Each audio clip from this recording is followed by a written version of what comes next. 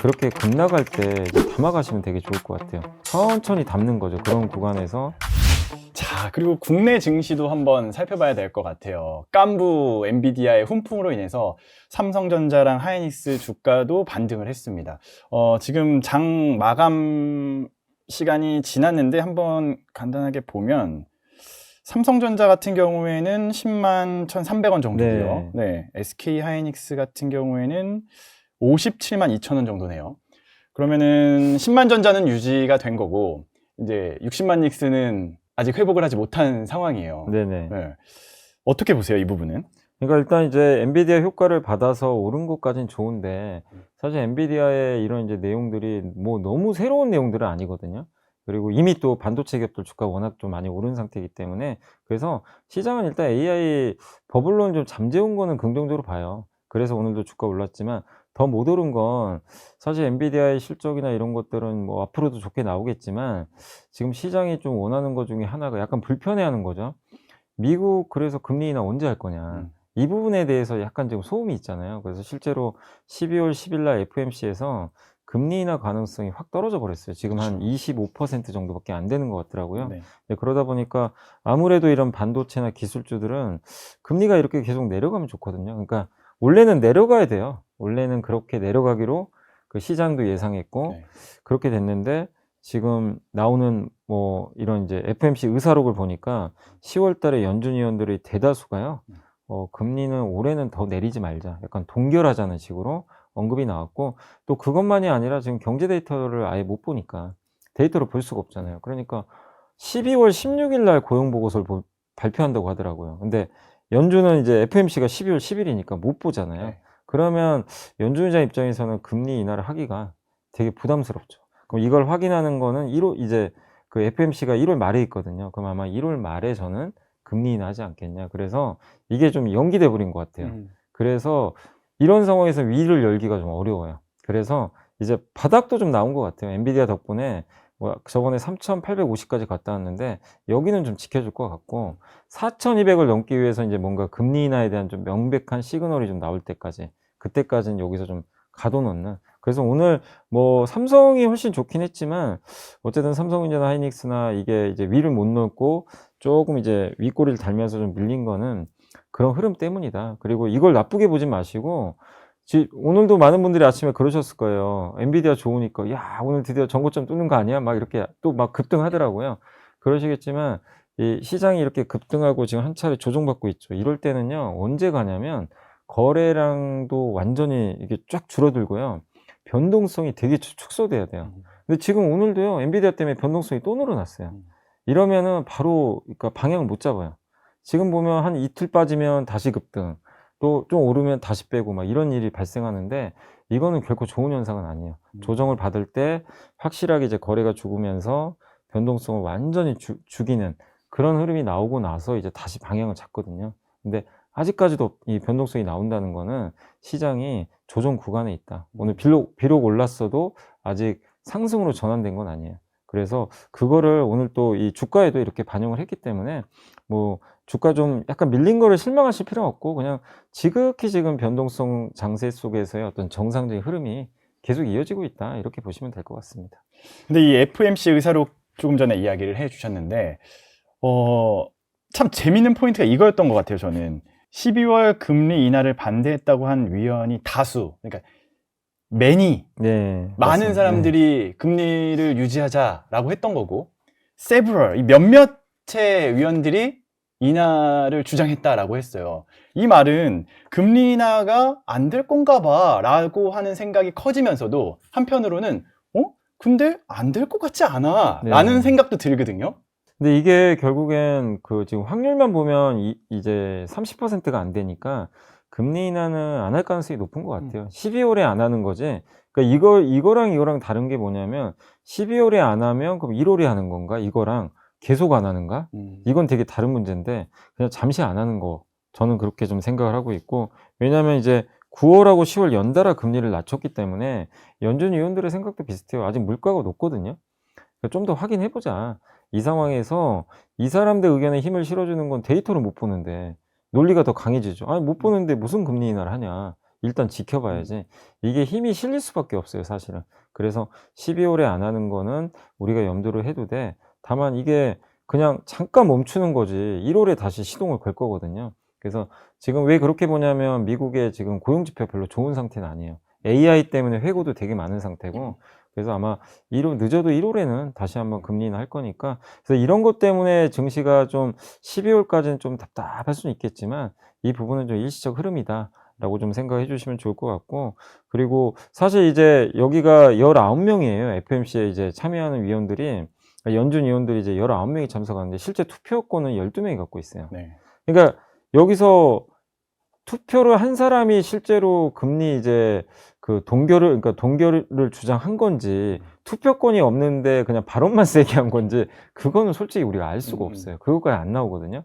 근데 어쨌든 우리가 이제 그 다수가 그랬다고 하니까 일단 분위기상으로는 여러분들도 12월은 힘들고 1월이구나 이렇게 생각하시고, 시장이 조금 지연된 거지 뭐 금리 인하 방향은 바뀌진 않았다 이렇게 보시면 좋겠습니다.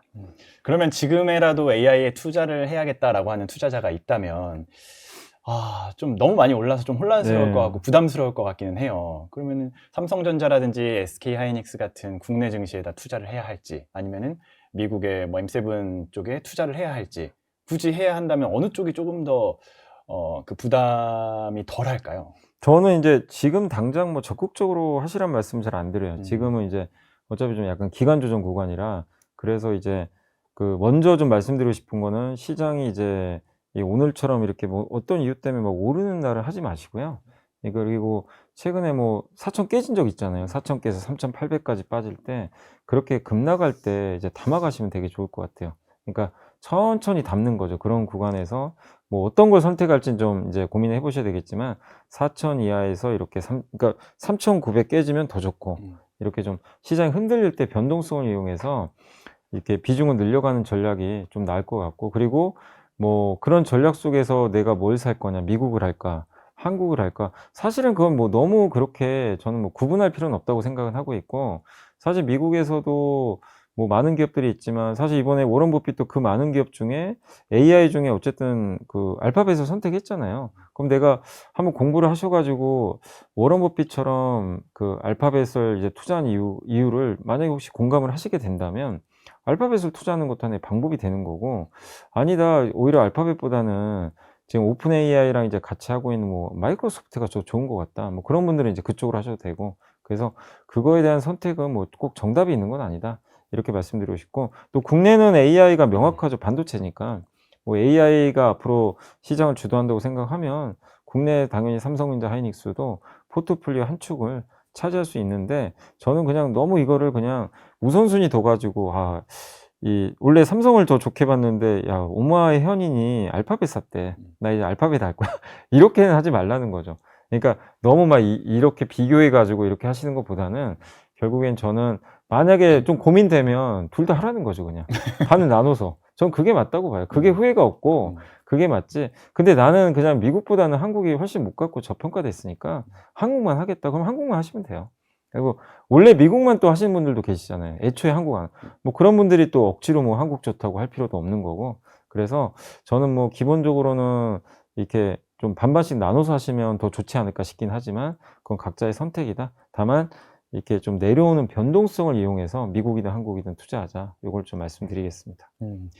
지금 최근 시장을 보면은 뭐 금도 오르고 채권, 뭐 비트코인, 주식 뭐 다 오르다 보니까 에브리싱 랠리였잖아요. 네. 그러다 보니까 지금 이제 와서 우려가 되고 좀 걱정이 되는 게, 비트코인도 폭락을 하고 주식도 살짝 조정을 받고 하다 보니까 이렇게 되면은 에브리싱 셀이 되는 거 아니냐라는 그런 걱정이 좀 들기도 하거든요. 이 투자처마다 좀 어떻게 흘러갈지 어떻게 보세요, 좀?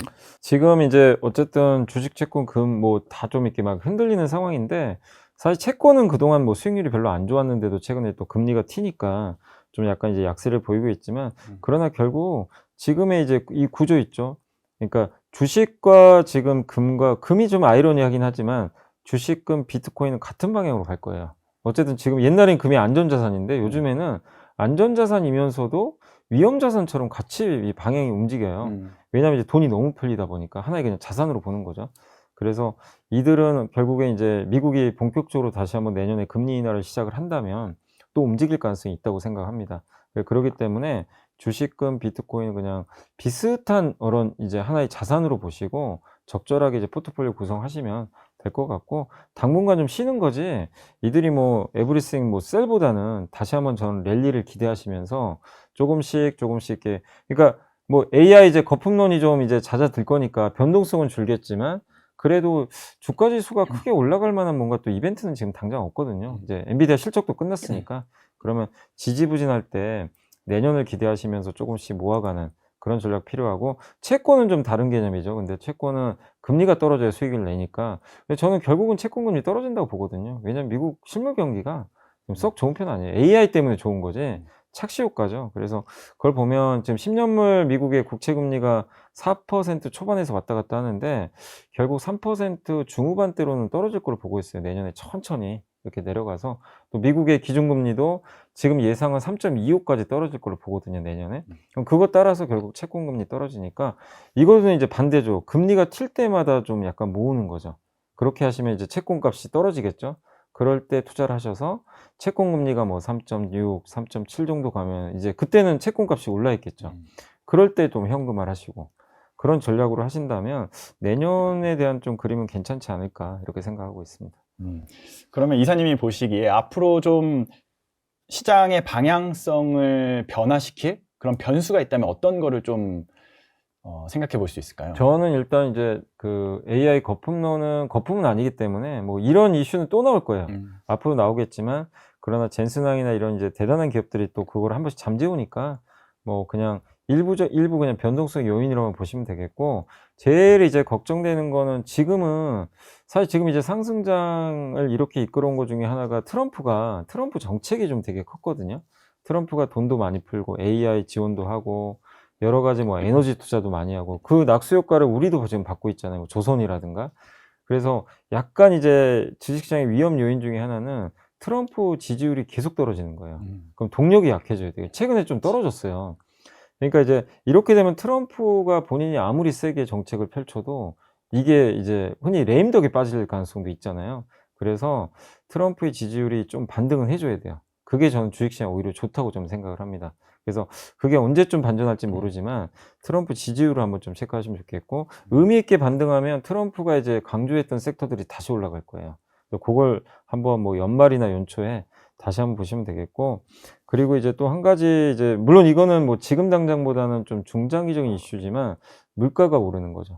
물가가 당장은 안 오를 거예요. 근데 지금 이렇게 돈을 계속 풀어버리면 언젠가는 인플레가 잠복해 있거든요.